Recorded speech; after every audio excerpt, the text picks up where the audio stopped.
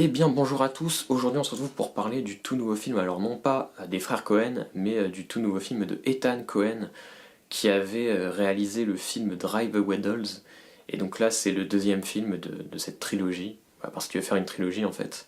On retrouve encore une fois Margaret Qualley, et on retrouve on retrouve aussi d'autres acteurs, actrices qu'on n'avait pas vus par contre dans cet ancien film, à savoir Chris Evans et Aubrey Plaza entre autres. Et alors je pense que la critique va pas être très très longue parce que franchement j'ai pas énormément de choses à dire sur ce film. Drive Away Dolls, je sais pas si vous avez vu ma vidéo, enfin sur ma chaîne que j'avais faite, mais j'avais détesté, vraiment c'était pour moi le pire film de l'année de sa sortie. Et là franchement je suis pas loin de penser la même chose de ce Honey Don't, qui est vraiment un film dans les pas du premier, dans les pas de Drive Away Dolls, quoi. Donc, apparemment, le thème de Ethan Cohen, c'est le lesbianisme. Bah, je vois toujours pas en fait ce qu'il veut nous dire en fait, c'est là-dessus, dans ce deuxième film. Voilà, alors il y a des scènes de sexe, d'accord. Il y a aussi des scènes de sexe d'ailleurs avec le personnage de Chris Evans qui joue ici voilà, un espèce de religieux toxique, narcissique. Ouais, tu dis que ça peut être un antagoniste un peu grotesque et intéressant, mais en fait qui est pareil, un personnage en fait complètement abandonné à un moment. Je vais pas trop rentrer dans les détails quand même parce que voilà, je vais pas trop vous en révéler sur le film, d'autant qu'il est quand même assez vide, donc faudrait pas en plus complètement gâcher ce qui pourrait faire illusion d'intérêt. Donc voilà, donc il y a cette figure déjà qui pourrait être vraiment un personnage cohénien, un peu marrant, enfin en tout cas agaçant, mais en même temps un peu drôle malgré lui, ou plutôt grotesque, vraiment grotesque, ce qui a pu être vraiment la force de certains des personnages de films des frères Cohen, mais voilà, apparemment Ethan Cohen en fait finalement se fout un peu de ce personnage, comme il se fout de beaucoup des personnages qu'il met en avant dans le film pendant à chaque fois quelques instants, hormis peut-être le personnage de Margaret Qualley, qui est ici donc le personnage principal. Alors ici on n'est pas sur un road trip comme dans le premier film, on est sur une enquête policière, où donc on suit voilà enfin une enquête policière oui et non parce que en fait c'est une enquêtrice privée, alors qui collabore aussi avec la police. D'ailleurs il y a un espèce de running gag où t'as un flic en fait qui a envie d'avoir son numéro et tout, et elle lui dit à chaque fois mais tu sais que j'aime pas les hommes, etc. Et ça, voilà, ça revient plusieurs fois dans le film. Bon voilà comment il traite du lesbianisme, notre Ethan Cohen, il a vraiment rien à dire de très intéressant, quoi.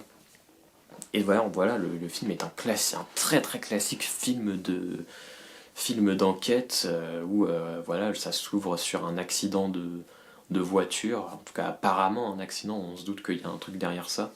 Et voilà, d'ailleurs le film s'ouvre en scope, et ensuite on est sur un autre format. Voilà, je sais pas pourquoi, comme si le début était peut-être un peu plus impressionnant, le scope est plus pertinent, mais en fait je pense pas en vérité. Et d'ailleurs très curieux aussi ce générique qu'il y a entre les deux, qui est un générique très très bizarre, assez moche, avec des arrêts sur image.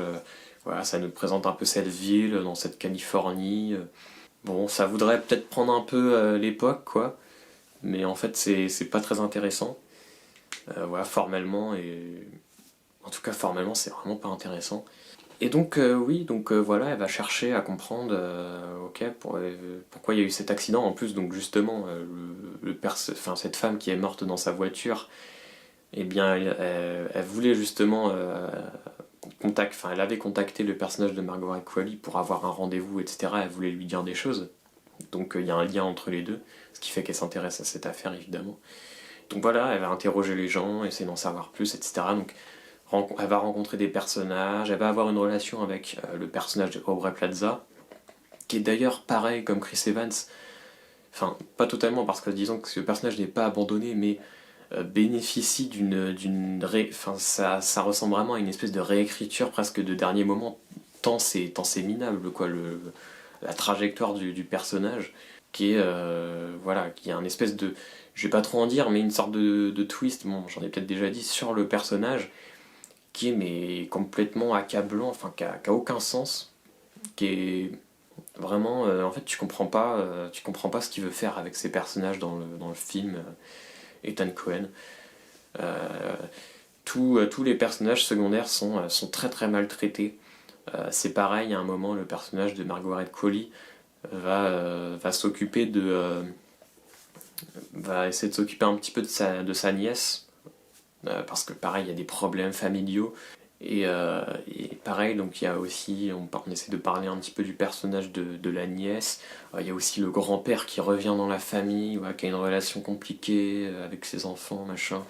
Et c'est pareil, personnage, voilà, au début tu sais pas que c'est le grand-père, et donc il y a un truc un peu bizarre. Et en fait après tu comprends, tu dis bon, ok, voilà, il essaye d'ériger dans son film plusieurs choses qui rappelleraient une espèce de malaise, de gêne parfois, et parfois simplement des scènes, des séquences de meurtre. Ouais, il y en a une à base de fourchettes par exemple, bon, un moment où il y a un petit peu de tension vite fait, mais pareil autour de deux personnages que finalement on abandonne très très vite. Donc voilà, en fait finalement ce film ce n'est que ça, c'est des personnages qui rentrent, qui sortent très vite, des personnages dont on sait pas trop quoi penser, ensuite on résout vite fait le truc et voilà, qui passe à la trappe. Vraiment c'est un film que j'ai trouvé complètement inintéressant.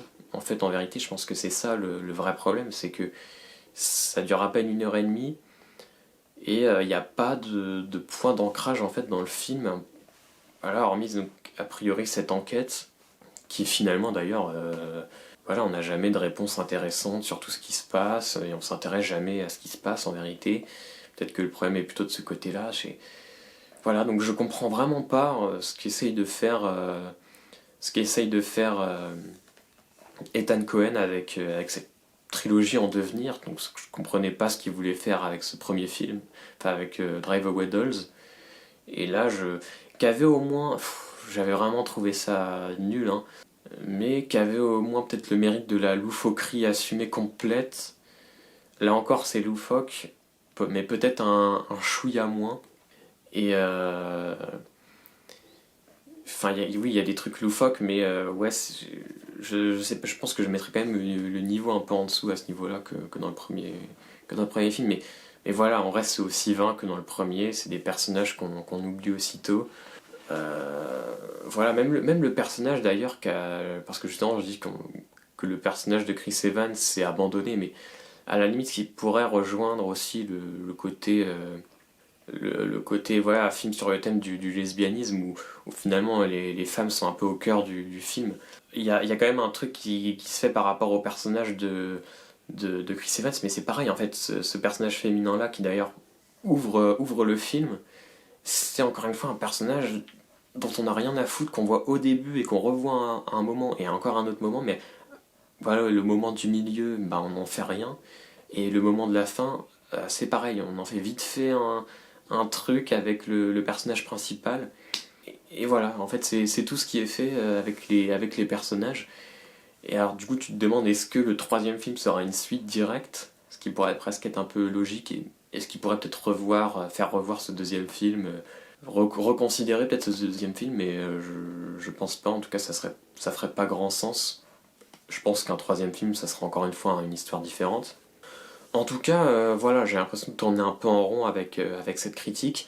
Pour ce qui est de la mise en scène, j'en ai pas, enfin, plutôt de la réalisation pure, ou même de la photographie, bon, on est sur une photo qui est, somme toute, relativement agréable, quoi, et on voit qu'il y a du budget. De toute façon, je pense que voilà, c'est un scénario qui aurait intéressé personne s'il y avait pas Joel Cohen, Ethan Cohen pardon, à la barre.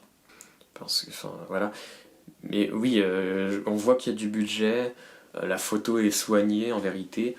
Après, voilà, il n'y a pas d'idée de réalisation particulièrement originale ou même en termes de composition. Bon, c'est pas dégueulasse, mais c'est très simple et pas original. Et il n'y a pas non plus, parce que je trouve qu'il y a quand même aussi un génie du rythme parfois chez les frères Cohen, notamment évidemment dans No Country for Old Men, mais là il n'y a vraiment pas du tout ce génie du rythme. Et à chaque séquence, même de meurtre, etc., il y a un meurtre par exemple avec une voiture, Il y a aussi un meurtre avec une scène, donc la scène à base de fourchette. Et voilà, il n'y a jamais vraiment le rythme qui va avec que j'ai pu aimer, même dans Miller's Crossing, où ils arrivaient à créer un truc quand ils étaient tous les deux. Et là, quand il est tout seul, c'est tout de suite les scènes perdent instantanément de leur efficace, de l'efficacité qu'elle pourra avoir. Donc voilà, j'ai déjà parlé trop longuement de ce film, je trouve qu'il vraiment est très très vain. Donc j'espère que vous avez quand même aimé cette critique. Si vous avez vu le film, si vous comptez aller le voir, n'hésitez pas à me dire ce que vous en avez pensé, ou voilà, à me dire ce que vous avez pensé de la critique. Et puis voilà, ce que vous pensez aussi des frères Cohen. Alors je sais que donc Joel Cohen, voilà. J'espère que j'ai pas entremêlé je me suis pas emmêlé les pinceaux dans les noms, mais je crois que ça va. Joel Cohen va faire un nouveau film. Je crois qu'il est en train de faire le casting en ce moment. En tout cas, j'ai vu que Frances McDormand, qui est sa femme d'ailleurs, et qui est une très bonne actrice, rejoint le casting. Il y a aussi quelqu'un d'autre d'assez connu, je crois que je sais plus qui, mais qui a rejoint le casting. J'espère que de son côté, voilà, ça se passera bien. Parce que c'est vrai que Macbeth, voilà, là j'ai critiqué Ethan Cohen, mais Macbeth c'est pas bien non plus, même si je trouve que c'est pas non plus un mauvais film. Je trouve que c'est juste un film qui est pas très intéressant et qui semble un peu impersonnel, mais et voilà, c'est pas aussi nul et vain que les films d'Ethan. Donc voilà, en tout cas, moi, ce que j'aimerais, c'est que les deux se rassemblent. D'ailleurs, ça parlait il y a quelques mois d'un projet qui reviendrait presque aux sources, un projet qui ferait plutôt penser à Blood Simple. Et voilà, moi, c'est vraiment ce que j'ai envie de revoir, quoi. C'est le genre de film que j'ai envie de... C'est pour moi là où ils sont forts, quoi. C'est dans ce genre de thriller, voilà, avec une grande gestion du rythme, les No Country for All Men, etc. Donc voilà, j'espère que vous avez aimé cette vidéo et je vous dis salut.